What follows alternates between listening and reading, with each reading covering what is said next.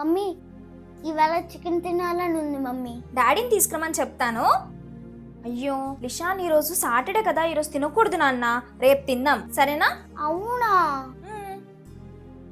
Bye తాతయ్య. ఏ లిషాన్ కట్రా, బయటికి వెళ్ళేటప్పుడు బొట్టు పెట్టుకుని వెళ్ళమని చెప్పాను కదా.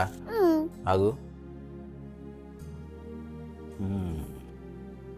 ఇప్పుడు వెళ్ళినానా? బాయ్ తాతయ్య. బాయ్.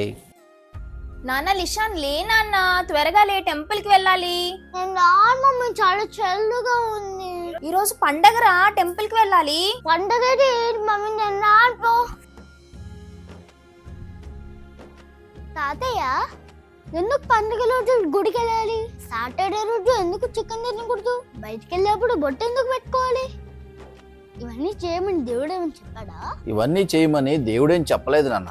మనుషులకు ఒక పద్ధతి, డిసిప్లిన్ అలవడానికి మన పెద్దలు ఇలాంటి పద్ధతులు పెట్టారు.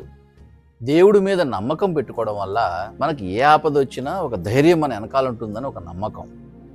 నువ్వు పెరుగుతున్న కొద్దీ చాలా విషయాలు తెలుసుకుంటావులే.